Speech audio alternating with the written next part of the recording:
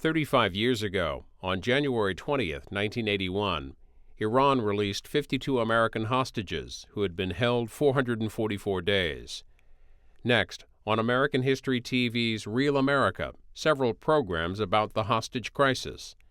The Shah of Iran departed his country in January 1979, following years of strikes and protests. Religious leader Ayatollah Khomeini was greeted by several million Iranians when he returned from exile about 2 weeks later. An armed rebellion soon led to the fall of the royal government, and a national referendum established Iran as an Islamic republic on April 1, 1979. On November 4th of that year, Iranian students seized the American embassy and took more than 50 hostages.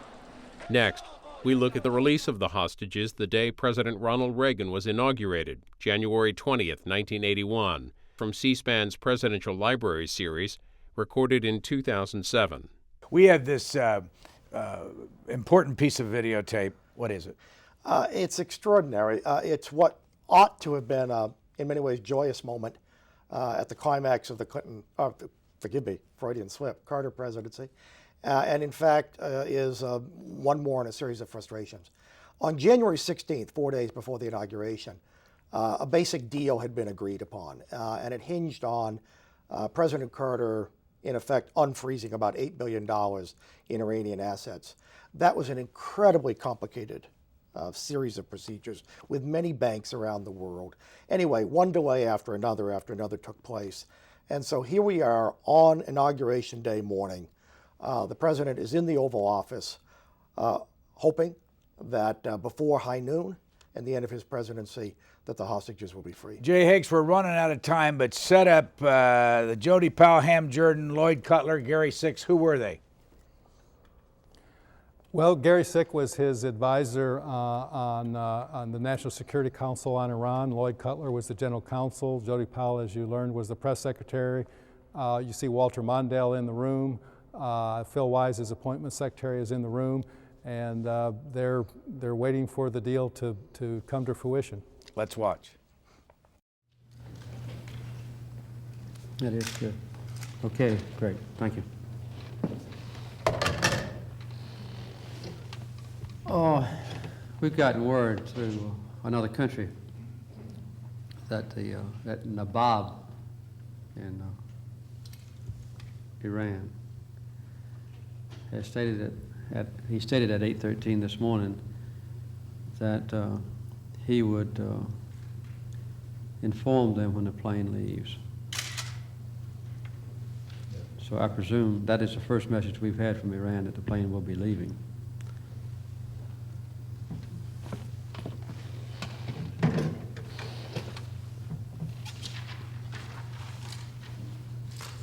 You want this office? NSA out. The time's getting close.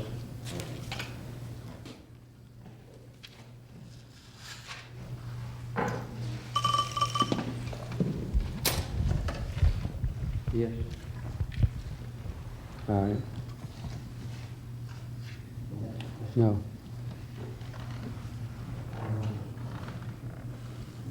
I got it. Both planes are at the end of the runway. See you later.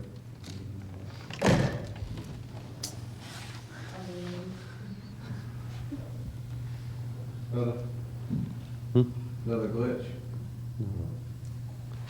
Both planes at the end of the runway. Do we know if the presumption the hostages are on? Don't know.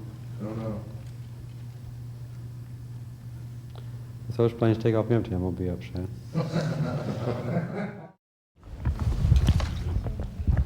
This is President. All right. Governor, good morning. How you doing? Now, I placed a call for it earlier.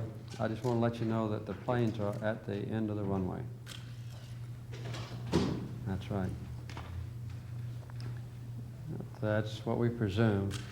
And all the money was cleared and the Iranians were notified about roughly 25 minutes ago, about 8:05.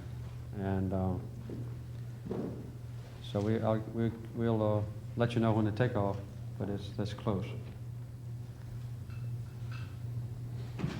We're very proud. Got a lot of good teams.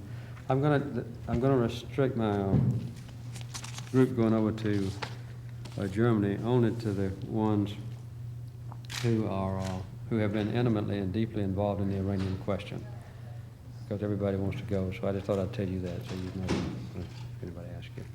Good luck to you, and thank you very much. I'll see you later on for the ceremonies. God bless you. Thank you, sir. Bye. Quick comment, Richard Norton Smith. Well, of course, what's going on is along with the incompetence in some cases of the banks, is the spitefulness of the Iranians.